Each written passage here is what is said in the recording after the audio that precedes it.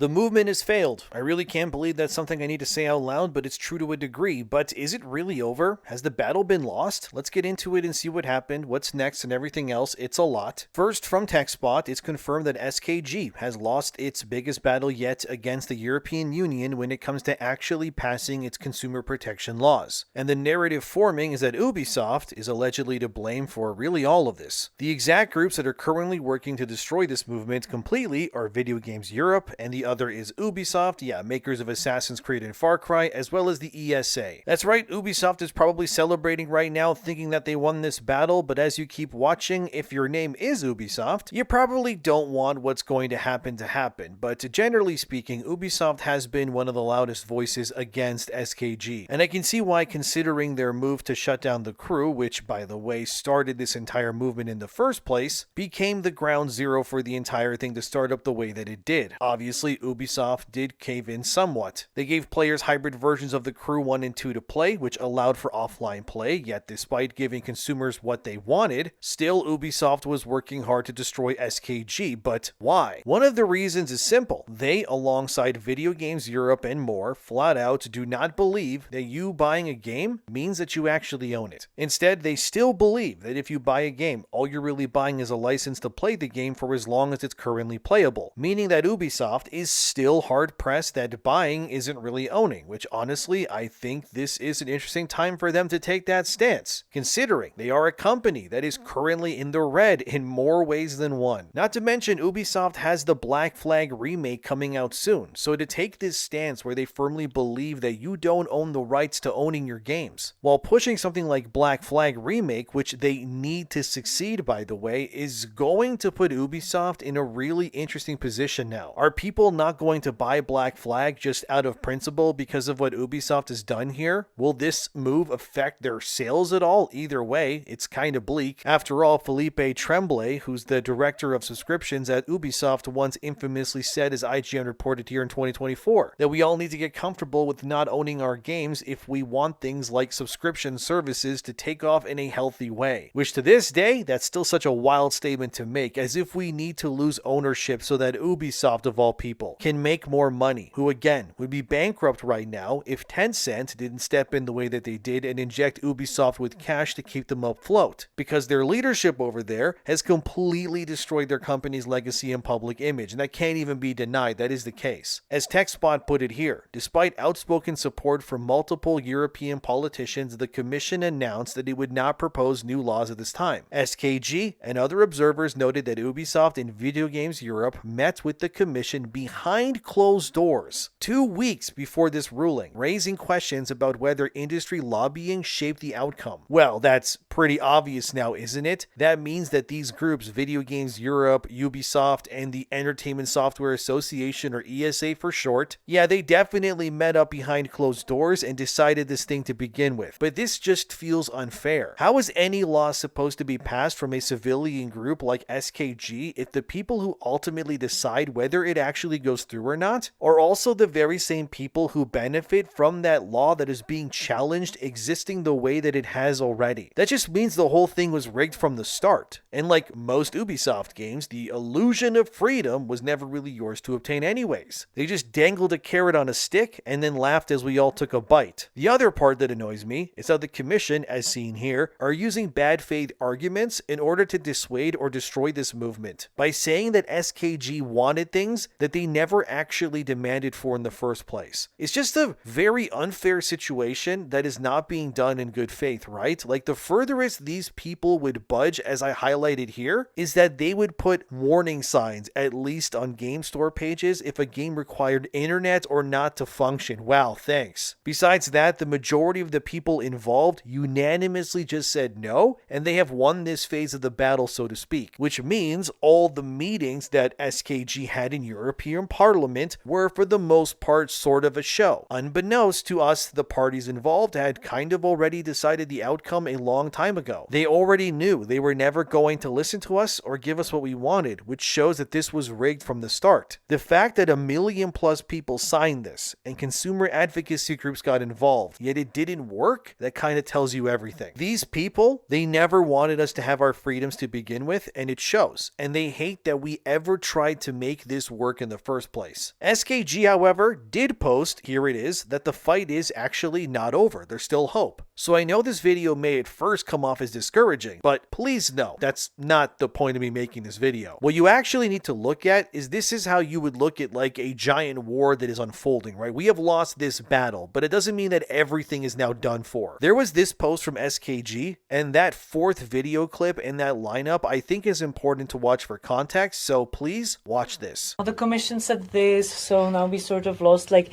no, guys, especially you didn't lose against the commission because you have the power of calling them out on it and making them super famous, because now McGrath and Virkunen pissed off over 1 million of people and more are coming to be pissed off. So feel free to make them famous as you did with MEP Axel Voss with copyright directive. I do remember the memes. I was starting, in 2019 my mandate, and the mandate before, around like April 2019, there was the Hub memes, man fucks over the whole internet, and him celebrating. I'm not instigating hate against the commissioners, but I'm just saying you have the opportunity for public pressure and public accountability when you demanded something, and this is what you got. You've read the press release. This is what you got. So yeah, I think that's your role. And as you heard, this is not really a loss in the same sense, but it is now time, as they said there, to make them famous. What they mean by that now is this is the time to really put the pressure on the companies that are advocating for you to lose your digital consumer rights. I know what they're saying here. They mean specifically Ubisoft, because Ubisoft, like it was said, was one of the major players here who were to ruin this movement, which does amaze me, because they need all the good PR they can get right now. And I don't think going to war with millions of players who aren't toxic or anything like that, but are simply asking to be treated like human beings who have rights, is not the way to go with this. But that's Ubisoft for you. It's like they make every wrong decision imaginable whenever possible. It's not all bad. I mean, the Protect Our Games Act over in California has already passed the state assembly, and it's now heading towards the Senate as we speak. The entire point of that bill is to give consumers more protections and ensure that if a game does go offline, that we still have the options like community server support or offline modes at the very least. What I don't understand is why Ubisoft and such would want to villainize the paying customer the way that they're doing this right now. It's just because, like, objectively speaking, right? Wouldn't you make more money allowing your games to just exist in perpetuity versus just not allowing it at all? Maybe I'm crazy, but a version of the crew that is playable for the rest of time will likely make Ubisoft more money than a version they delist and now nobody can play it forever. Maybe I'm dumb, probably, but I guess it just kind of comes down to control, or really as that Felipe Tremblay, that guy who said, don't be comfortable owning anything, also said this is all about subscription services, right? The idea for Ubisoft anyways is that their service, which is called Ubisoft Plus, allows you to subscribe to it and play their games for a subscription price over a full-blown payment. If you remember, this is why so many websites tried to paint Assassin's Creed Shadows as this hit where they would suspiciously always use how many players the game reached, but never actual concrete copies sold. And that's really done on purpose, because the reality is it's easier to mask your failures and bad decisions as long as you interpret them in a new way like Ubisoft always does. It's to swindle the shareholders too, because they'll ask, well, how good did Shadows sell? And Ubisoft can go, well, the game reached, let's say, 5 million players, but the reality is that maybe 1 million and some change actually spent $70 on the game. The rest that played it spent maybe $15 to $20 or so, or whatever it is to subscribe to Ubisoft Plus these days. So the other 4 million in sales and brackets were at like $20 a pop at best. Which, if you look at it that way, the game would not have broken even then. But it hit 5 million players, so it's a success, Ubisoft will try to say, so that they can put that in a PowerPoint presentation when talking to investors to mask the failure any which way they can. Again though, Ubisoft is not in a position to be making an enemy out of millions of players right now, but they are probably hoping that they can swindle Stop Destroying Games so that they can keep their subscription service operating in a way where they still have full control over it. But that just doesn't seem like it's worth the long-term pain, and likely how many people are going to be seeing this news about how Ubisoft personally made sure that we all lost our consumer rights and then want us to support their company in the future too. It just doesn't make sense to me. Like, public reception is everything. People want good games. They will reward games and companies that respect them, of course. But Ubisoft Ubisoft's not doing that. Like, what's the point? It's so stupid. Like, really, the more you look at it, the more it's like Ubisoft is pulling a revolver on their own head and pulling the trigger here by themselves. Like, and we all just are kind of looking at them like, why? Why are you putting yourself in this position you know will cause people to trust you even less? Wouldn't you rather sell Black Flag and your upcoming slate of games at full price and make money that way and become the digital juggernauts you guys used to be back in the day? But you'd rather throw that all away for your subscription service that most people don't even use on its own, but only when it's bundled into other things they already pay for, like PS Plus or something anyways? It's so dumb, man. Like, these companies think they lose something by allowing you to keep playing and buying the games they make. How is SKG not going through a win for everyone involved? Like, oh no, you have to allow your game that you spend millions making already be playable still so people can, buy and play your game so you make money?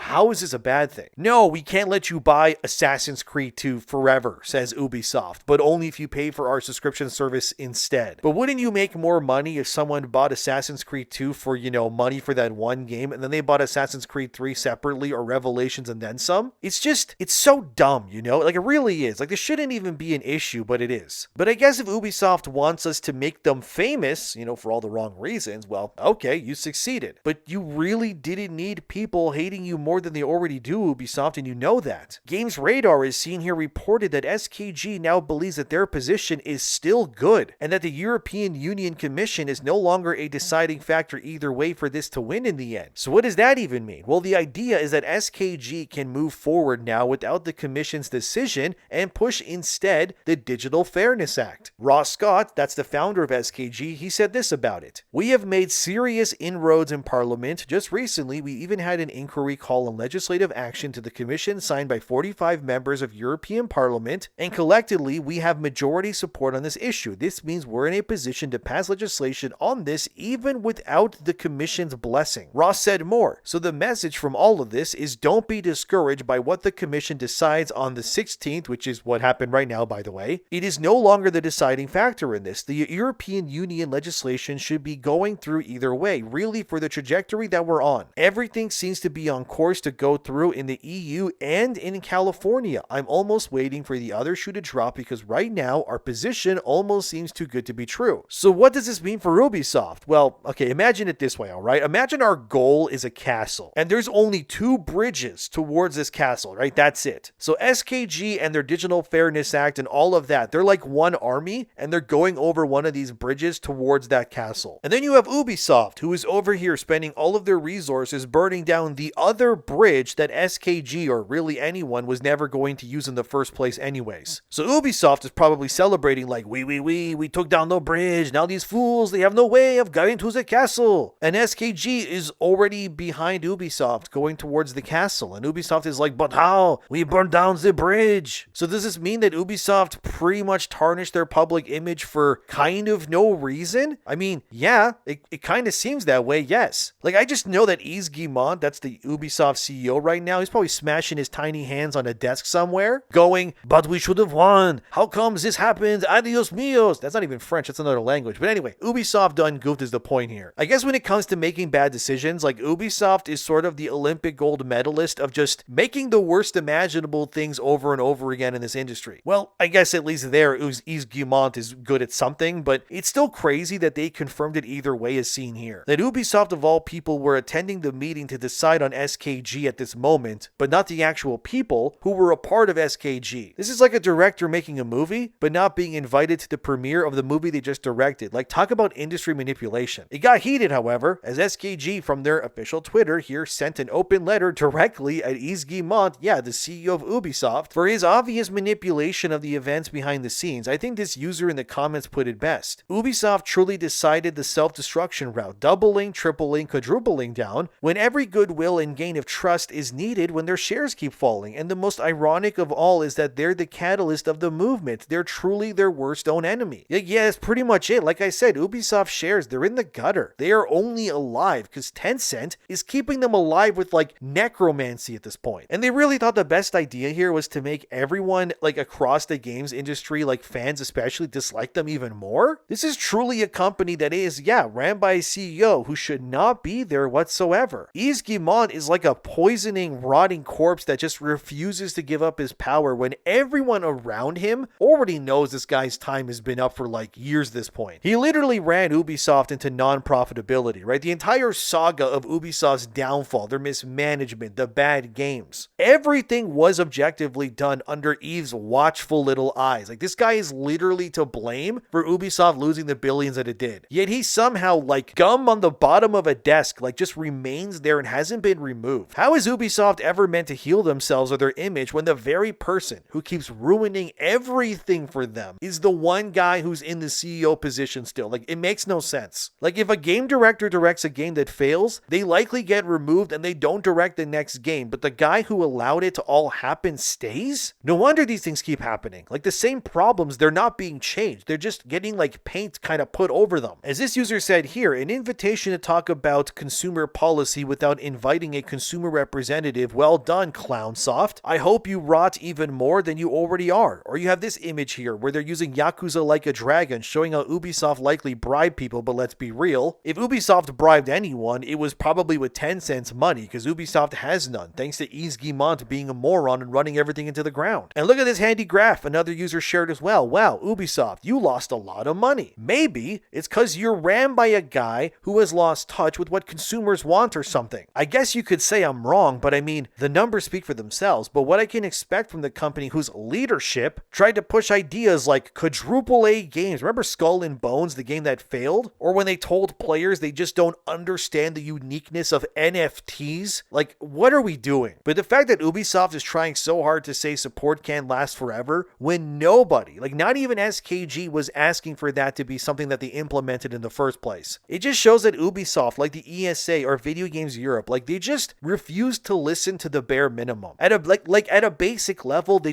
don't understand this. Like, SKG was never asking Ubisoft to employ developers until the heat death of the universe. All they're asking was that when you're done supporting a game, you leave it in a playable state. And that means anything, right? Server tools, offline functionality, peer-to-peer alternatives, like give players something. And the fact that they saw that as unreasonable, that tells you so much about where Yves and his people's heads are at. And I should say, I don't also, by the way, blame Ubisoft devs or anything like that at all here. Nobody working in Ubisoft's art department or on the gameplay of any of their games or any of them is to blame for what their CEO is doing, okay? You guys are not at fault for any of that. It's just that the skeleton that you guys unfortunately report to is the problem and is somehow still there. Because that freak in a suit just wants his always online requirements and more because he wants the business model of the company he somehow still runs to be designed around control and control alone. Like, Yves thinks that the less ownership that we have, that the more leverage that he and his people possess over you. And yeah, I know many publishers are moving towards a similar goal, but it doesn't make it right either way. I guess the goal here ultimately is that if games become seen as services instead of products, which is Ubisoft's goal clearly, then consumer rights will become significantly weaker in response, and they want your purchase to be a permission. The frustrating part is, after all of this, the answer was still no, just straight up no. But what can we expect when the same industry that created this problem are the only ones that are being asked to police themselves, to hold themselves like for accountability? I mean, what could go wrong? Oh, everything. Well, imagine that one. The thing is that these people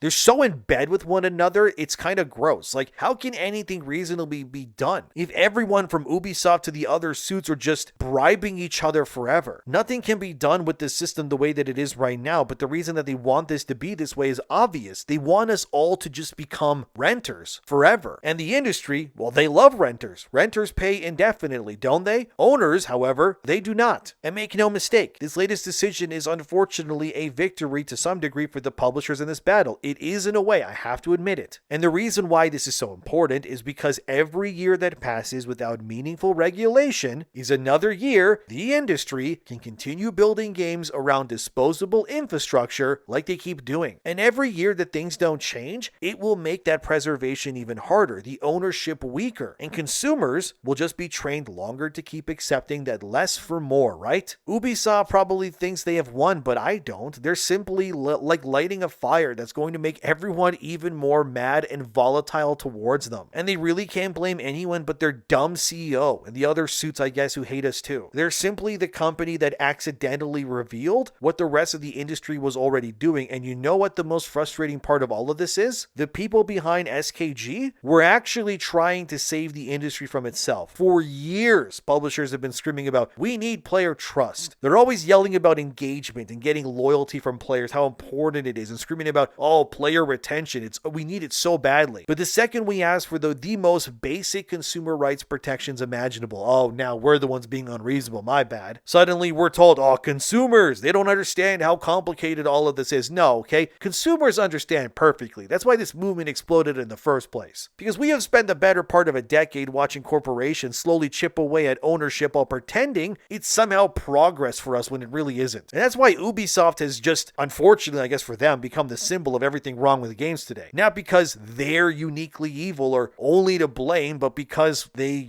said the quiet part out loud. What's amazing to me is just how short-sighted all of this is, because the industry is already facing a confidence crisis. Look around you. People aren't buying new releases the way that they used to. AAA budgets are constantly spiraling out of control. Trust in a lot of these things are at historic lows, and what's the industry's response? To make everything worse for everybody. Because every time a company pulls a game offline, every time a title disappears forever, or your access is revoked suddenly, we're just being reminded that we don't actually own what we bought. And you know what that does? It damages trust, not just in the publisher, in the entire industry. And that's important, because the next time a publisher asks you, pay $70 for this game, or $90, or $100+ for some premium edition, people are going to stop and remember and ask, well, why should I buy any of this if you're just going to take my access away later anyways? And if I don't own what I buy, why should I give you any money at all then? That's a good question, one they don't really want you to realize clearly. The question is whether gamers or people or whatever are willing to accept that future or keep fighting before,